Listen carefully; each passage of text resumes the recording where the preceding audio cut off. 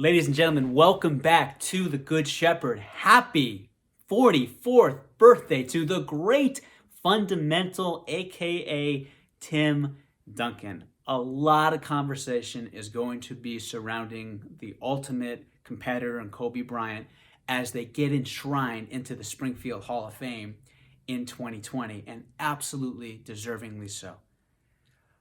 But we have to be fair here. You can make a legitimate argument that Kobe Bryant and Tim Duncan belong in the same breath. And I know that almost seems blasphemous talking about a guy on the same level as Kobe Bryant, because we very much think of that trilogy of Michael, Kobe, LeBron at this point, and no one really touches those guys in terms of legacy, competitiveness, overall consistency, longevity, peak, all that into consideration. But you absolutely have to put Tim Duncan in that conversation. He didn't really brand himself the way that he could have. He was one of the quietest superstars we've ever had in sports, I would say, in any sport around the world. And if you don't believe me, watch this clip for a second. You excited the week of greatness is back at Foot Locker? A week of the sickest releases. Everyone's excited about it. Man, that is exciting. T. Rose, I know it's crazy, right? I gotta call Tim. Tim Duncan? Yo, Tim. The week of greatness is back at Foot Locker. No way. That's insane. I'm bouncing off the walls. Never gets this excited. I can't contain myself. I just knocked over a plant celebrating. Okay, that of course was courtesy of the week of greatness from Foot Locker. When Derrick Rose has the bigger personality in a commercial, you know that you have a very humble, subtle, soft-spoken, reticent personality, and that's exactly what Tim Duncan was known for. But even more so, Tim Duncan was known for being the greatest power forward of all time, and I think that's undisputable. But he was also known maybe for knocking on the door of greatest player of his generation. I would make an argument, and this is what's interesting about the legacies of the icons of the game, because people don't put Duncan in this conversation, but that's not accurate, and you can't tell the history of basketball without Tim Duncan. More specifically, you can't tell the history of basketball without putting Duncan in the league of LeBron and Kobe and even Michael Jordan. Yeah, I know he elevated a little bit because of The Last Dance, that documentary coming out. People realizing that, yeah, this was the guy who was the greatest player to ever live, and it very is unlikely so that will ever be surpassed. Anyway, let me stray away from MJ for a second. I'm really excited about The Last Dance. I hope you've enjoyed it. Tim Duncan won 3 finals MVPs. He won 2 regular season MVPs. He won 5 titles. Remember, the Spurs as an organization had not even made an NBA Finals before Tim Duncan got there. The only 2 other guys to claim 5 titles, 3 finals MVPs, and 2 regular season MVPs, Michael Jordan, I don't know how many times I'm going to say his name, and Magic Johnson. Michael and Magic. You mention those names in sports, everybody, maybe with the exception of someone living under a rock, does not know who Magic Johnson is and Michael Jordan is, and both of those guys haven't played a single professional basketball game in 17 years in Jordan's case, and in Magic's case, 24 years, although I can argue he should have stayed retired. Another argument for a different day when he retired in 1991, because he just was never the same. But that's okay. Anyways, Tim Duncan, 5 NBA titles.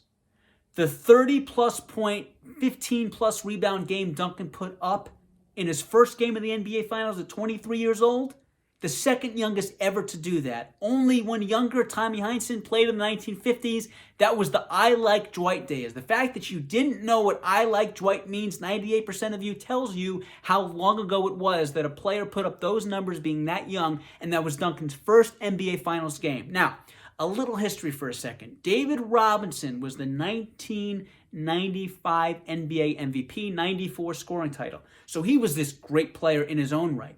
But David Robinson never, ever got to the NBA Finals in the 8 years he played in San Antonio without Tim Duncan. Tim Duncan gets there, and 2 years into his role, his tenure in San Antonio, they win the title 4-1 in the NBA Finals. Duncan was the runaway Finals MVP.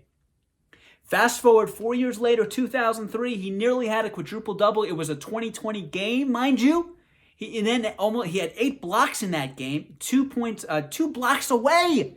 2 blocks. Well, I said points because I'm so used to a triple-double being points and not even blocks from having a quadruple-double. It was Game 6, the closeout game against the Nets. The guy puts up nearly a quadruple-double, one of the greatest finals games in NBA history. We want to talk about Game 6 Jordan. We want to talk about LeBron Game 7, but we do not talk enough about that Game 6 in 2003 Tim Duncan. Fortunately, we have YouTube, so I suggest you go back and watch because you're not going to appreciate his greatness if you don't tune into what this guy was doing in the biggest of games. And that's why you have to put him in that all-time great conversation. Because when you think of Duncan, you think about the all-time biggest games. He had a 25-10 game in Game 7 in 2005 NBA Finals. He was named MVP then too. Only other guy to have that performance in a Game 7 where you had 25 and double-digit rebounds was LeBron James. LeBron James is pretty good. Tim Duncan, by the way, I haven't even talked about defense. 15 all-first-team NBA defensive teams. 15 first all-NBA defensive first teams. No one else in the NBA has had 12. Tim Duncan was arguably the greatest defensive player of all time. That is absolutely verified and registered because of what he did in terms of 15 all-NBA first defensive teams. If you get nothing else from this video, just know the guy might have been better on defense than he was offense. Yet he was 6th all-time in career postseason scoring. 6th. He's number 2 in rebounds. Only Bill Russell has more, and Bill Russell may be the greatest winner in the history of professional sports. And he won 2 titles in college in San Francisco. Tim Duncan also is number 1 in double-doubles in NBA postseason history. He rewrote the record books, yet we don't even know because Tim Duncan barely spoke when he played. He barely spoke when he was a head coach for that one game this season too. But what he did in terms of David Robinson not being able to get even to the mountaintop, even being able to have a chance to play on the mountaintop because he never got to the NBA Finals, Duncan gets there. And they go to 6 NBA Finals, winning 5. 4 NBA Finals he made appearances in. 3 he won without David Robinson. The only success David Robinson had in terms of winning was the conference finals, in which he never even was the leading scorer in any of those playoff games. Olajuwon dominated him in every game. And by the way, people want to throw out, well, Duncan played with Kawhi, played with Tony, he played with Manu. Tony and Manu were never all-NBA first-team players.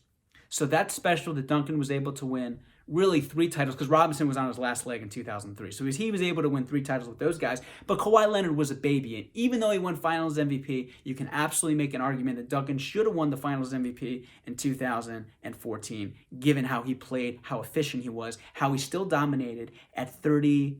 God, I can't believe he was 38. 38 years old and winning. Was he 38? That's unbelievable. That's unbelievable that a guy that old in 2014 was 38 winning Finals MVPs. I mean, that just doesn't happen anymore. I mean, I'm going on and on about how great he was in the finals. Tim Duncan never complained. He never threw anybody under the bus. He was the ultimate coach's player. We don't throw that term out enough. Tim Duncan, in his 19 years in San Antonio, never threw a player, never threw a coach under the bus. What happened the next year after he retired? Kawhi Leonard gets hurt. Franchise is never the same because Parker had some words to say in the media about Kawhi's injury and the gravity of how serious it was. Manu kind of had the same thing but backed off a little bit. And Kawhi Leonard just fled and went to Toronto, and we know what happened there. The rest, as they say, is cake and gravy. I don't know if that's an expression, but it is now. The point being is Duncan has numbers and success that is almost unrivaled, unparalleled with anybody else in NBA history, yet we're going to talk about Kobe Bryant this entire summer for 2020 because of the legacy, the greatness of him, and all of it is deserved. But you can absolutely put Tim Duncan in that conversation. Now, I just gave you a lot of content and info about Tim Duncan. I'm curious to see the comments below. What do you think Duncan's legacy should be? And more importantly, in terms of overall rankings, where do you rank him all time? Top 10? Top 5? He made an All-NBA team at 39 years old, by the way. 16 years before that, he made an All-NBA first team. The guys on that list were Gary Payton, Michael, Carl, and Shaq. Not a bad list to be on your rookie season when you just turned 22 years old. I wanted to know from you, where do you rank Tim Duncan all time? Top 10, top 5, and is Tim Duncan the most underrated, iconic player we ever have had in today's game? Up next, we're going to talk about the ultimate icon and how the biggest mistake ever in the history of sports might have been made when it came to his name. I'm going to explain what that is next. I appreciate you watching. Make sure you subscribe right here. You know the channel is The Good Shepherd. And again, I know everyone's time is valuable, so thank you for taking the time to watch the video. Feedback is always appreciated. And most importantly, guys, be safe out there given the times we're in, and have a great rest of your day.